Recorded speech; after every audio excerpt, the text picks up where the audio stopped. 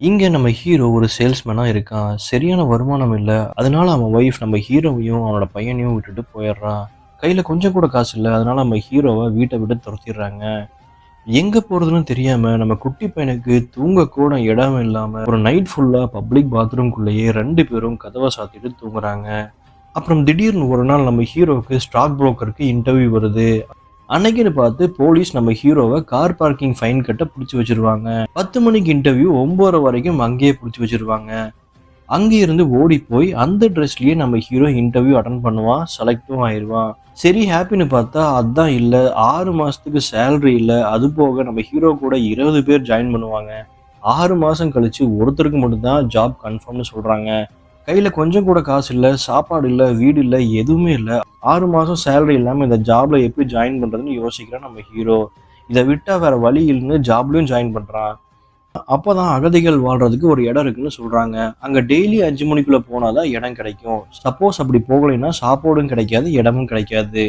இதனால நம்ம ஹீரோ டெய்லியும் மார்னிங் பையனை ஸ்கூல்ல விட்டுட்டு 10 மணிக்கு வேலைக்கு போயிட்டு 4 மணிக்கே வந்துடுவான். ஏன்னா 4 மணிக்கு கிளம்புனா தான் 5 மணிக்குள்ள அங்க போய் சேர முடியும்.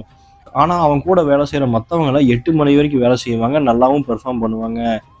இதனால நம்ம ஹீரோ வேலை செய்யறப்போ கொஞ்சம் கூட டைம் வேஸ்ட் பண்ண மாட்டான். அவ்வளோ ஏன் தண்ணி கூட குடிக்க மாட்டான். வேலை டைம்ல ரெஸ்ட் ரூம் கூட போக மாட்டான். ஒரு செகண்ட் கூட வேஸ்ட் பண்ணாம வேலை செய்வான்.